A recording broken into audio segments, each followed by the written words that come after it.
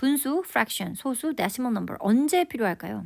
왜 해야 될까요? 아이랑 같이 경험을 하다 보니 단위 환산을 하게 됩니다. 길이만 보더라도 우리는 센치와 미터와 킬로미터에 익숙하지만 미국은 인치와 피트, 야드, 마일 등을 씁니다. 자, 그럴 때 우리 어떻게 해야 될까요? 인치도, 피트도, 야드도, 마일도 어느 정도인지 우리의 측정 단위하고 환산할 수 있어야겠죠? 예를 들면 인치.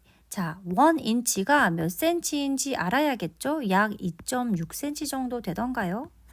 아마 이 정도 되는 걸로 알고 있습니다. 피트는요. 1피트 약 30cm 정도 된다는 거 알고 있어야 하고요. 또 1마일 같은 거. 여기 야드도 있네요. 1마일 같은 경우에는 1.6km 정도 된다는 거. 벌써 여기에서 소수가 나오죠. 1마일이 1.6km라는 거 정도를 알아야 하고요. 그렇다면 또 거꾸로 1마일이 1.6km이고 그렇다면 1.6km는 도대체 어느 정도 먼지, 킬로미터는 또 어느 정도 먼지, 1000m는 어느 정도 먼지, 100m는 어느 정도 먼지를 우리 집을 기준으로 해서 학교까지, 유치원까지, 가게까지 혹은 어디 도서관까지 어디까지를 좀 대략적으로 아이한테 이야기를 해주시면서 미터를 기준으로 해서 미터에서 킬로미터로 그리고 이 킬로미터를 마일로 표시해 줄 때 이제 아이들이 1마일이 1.6km라고 했을 때 그 대략 그 느낌을 가지고 얼만큼 멀구나를 알 수가 있겠죠.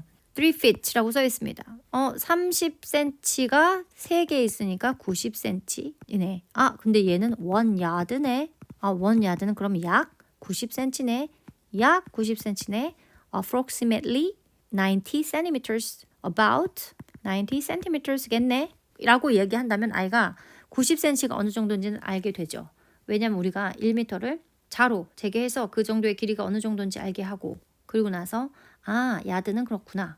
피트는 이렇구나를 알게끔 하는 거죠. 분수나 소수는 정말 이 단위 환산할 때 습관화하면 정말 좋고 많이 쓸 수 있습니다. 언제든지. 부피나 무게도 마찬가지죠. 우리는 그램과 킬로그램 이런 거에 익숙하죠. 밀리리터, 리터에 익숙하지만 미국에는 파운드나 온스, 핀트, 쿼트, 컵, 갤론을 씁니다. 정말 많은 것들을 쓰죠. 2파운드가 몇 킬로인지 이런 거를 알아야 원서에 2파운드인지 102파운드가 나오든 이게 몇 킬로구나 대략 이 무게감을 느끼면서 책을 볼 수 있겠죠. 이번에 저희 활동을 할 때는요. 특히 지금 요거 안 하신 분들은 요거 위주로 좀 해보시면 좋겠고요. 안 하신 분들은 또 요거 이 파운드, 온스, 핀트, 쿼트, 컵, 갤론 요거를 가지고도요.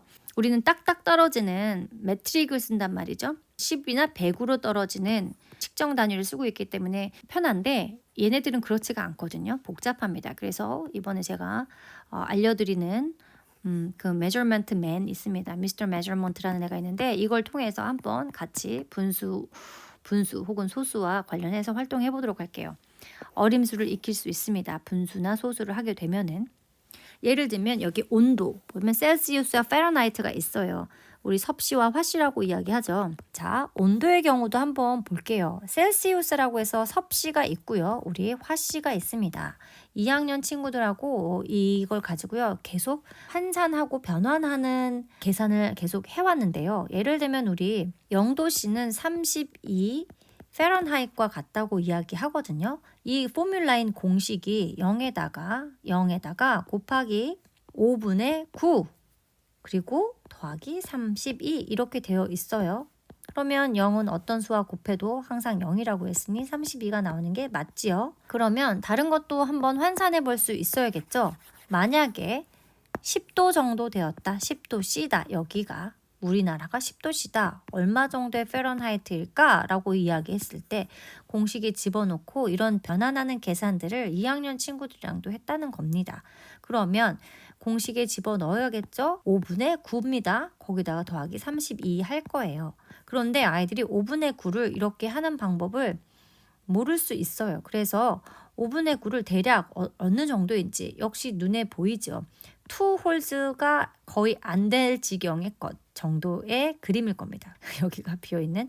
그러니까 1홀과 2홀보다 조금 더 작다는 것은 아이들이 알 수 있을 것 같아요. 왜냐하면 또 다시 5개로 나누고 5개로 나눈 거와 또 나머지 몇 개 정도 더 있냐면 9조각 있어야 하니까 4개 정도. 자, 요 정도인 거죠. 이 정도의 크기라는 것도 알 수 있을 것이고요. 또 하나는 이 포뮬라 말고도 분수로 나온 포뮬라 말고도 이 분수를 나눈 거죠. 그러니까 자 9 divide by 5 해서 우리는 알고 있으나 1.8 그래서 더하기 31이라는 소수로 되어져 있는 공식도 있죠. 자 이렇게 생겼을 때 이것도 아이하고 계산을 할 수 있어요. 왜냐하면 1.8은 우리 처음에 자에서 했던 거와 같이 예를 들면 0과 1과 2가 있을 때 1.8은 대략 approximately about 2에 가깝기 때문에 요거 어림수로 라운딩 넘버 바로 여기요.